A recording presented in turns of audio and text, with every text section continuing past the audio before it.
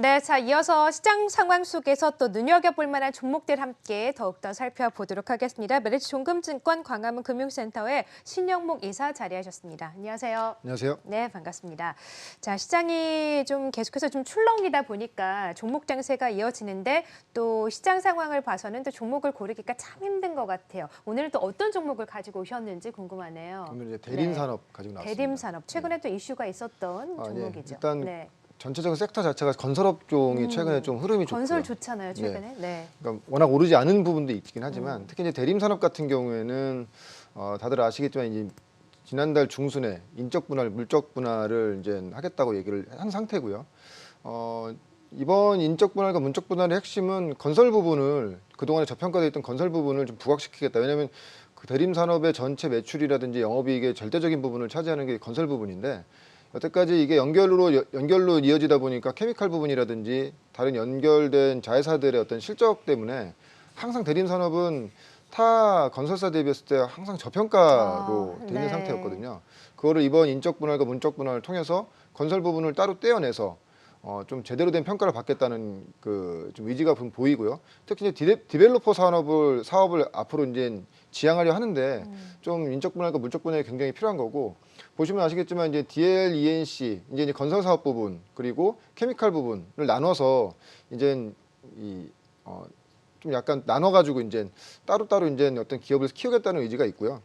물론 지금 대림산업 얘기 들어보시면 뭐 큰 이게 물적 분할, 인적 분할이 네. 뭐 얼마나 큰 이슈가 되겠냐 말씀하실 수도 있는데 이 대림산업 같은 경우에는 지금 최근에 실적을 보시면 거의 4, 5년간 연간 꾸준하게 매출과 영업이익이 성장하고 있거든요. 근데 왜 항상 주가는 저평가일까요?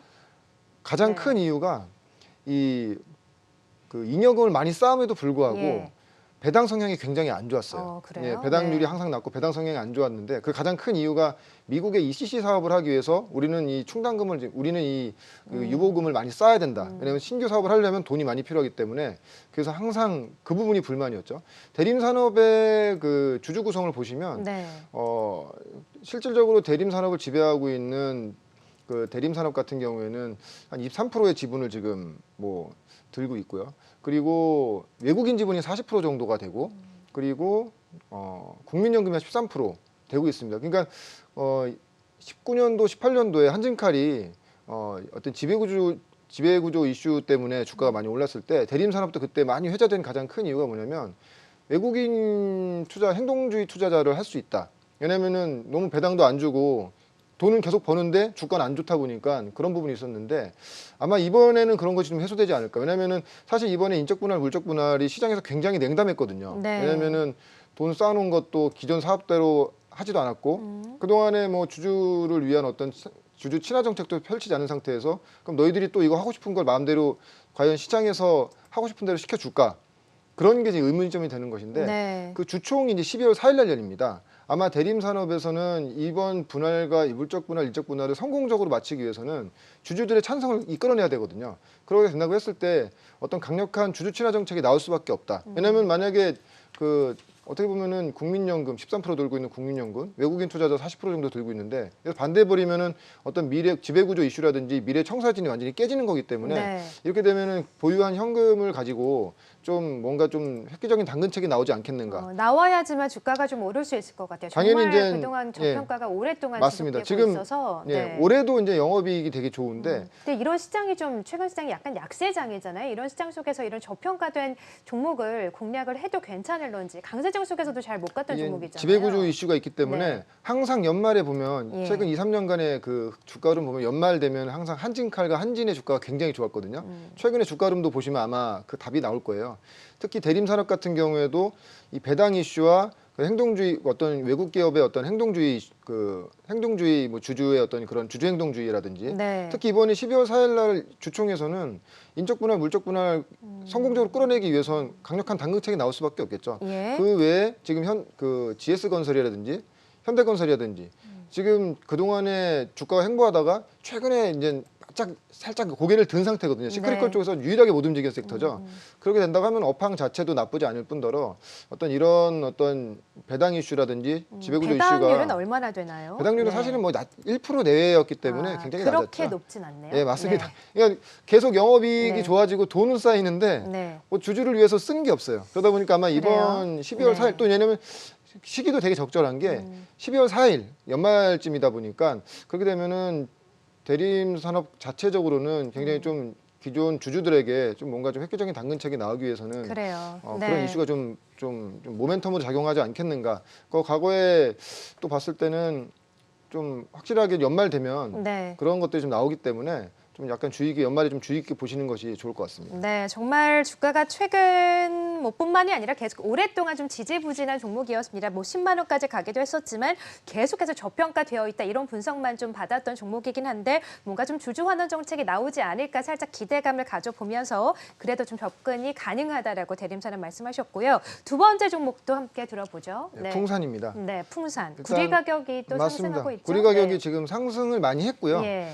특히 이제 풍산의 뭐 주력 사업이 구리를 다루는 사업이다 보니까 국제 구리값이 굉장히 중요한데 3월 코로나가 한창 진행 중인 3월에 국제 구리값이 톤당 4,600불 정도였다가 지난달 중순쯤에는 한 6,900불까지 올랐어요. 그리고 지금 이번 10월 달에도 6,700불에서 계속 그 구리값이 올라간 상태에서 계속 유지가 돼 있기 때문에 향후에도 상당히 좀 실적 개선이 좀 두드러진다.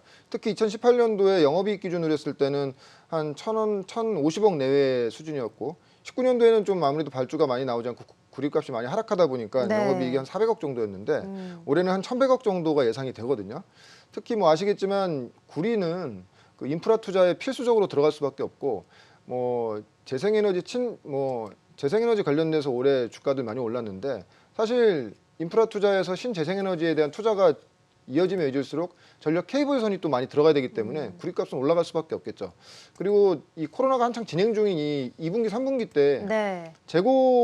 발주가 나오지 않다 보니까 기존에 이제는 발주를 넣었던 업체에서 재고를 이미 다 소진된 상태고 앞으로 이제 다시 또 재고를 축적하기 위해서는 신규 발주가 들어온다고 하면은 네. 구리값은 좀 강세로 유지되지 않겠는가. 특히 이제 구리 광산에서의 어떤 이 공급이 굉장히 예. 지금 타이트한 수준이기 때문에 네. 그러면 지속적으로 구리값이 안정화된 상태에서 특히 이제 방산 부분도 좀 눈여겨볼 부분이 그 탄약 그 총알 있지 않습니까? 네네. 이것이 이제 미국이라든지 중동향으로 굉장히 지금 매출이 좀 많이 불어나고 있는 상황이기 때문에 네. 거기에 된다고 하면 역시 이 종목 역시도 시크릿컬 관련돼서는 주가가 크게 최근에 오른 것도 없고 네. 어떤 환율을 그런 부분을 떠나서 원자재 자체가 지금 뭐 원가 자체가 많이 올라가고 있는 상태이기 때문에 네. 이런 성장의 기조가 당분간 이어지지 않겠는가. 근데 구리 가격 상승이라는 게 사실 경기 회복을 좀 나타내는 건데 지금 우리는 괜찮지만 유럽이나 미국 쪽은 코로나 상황이 또 심각하잖아요. 이로 인해서 또 경기 회복에 또 다시 위축될 가능성, 이로 인해서 또 영향을 받을 수 있는 가능성은 또 어떻게 보십니까? 네. 이게 국내 구리 가격이 아니고요. 예. 국제 구리 가격입니다. 네. 예, 많이 올랐지 않습니까? 그리고 많이 오른 상태에서 유지되고 네. 있지 않습니까?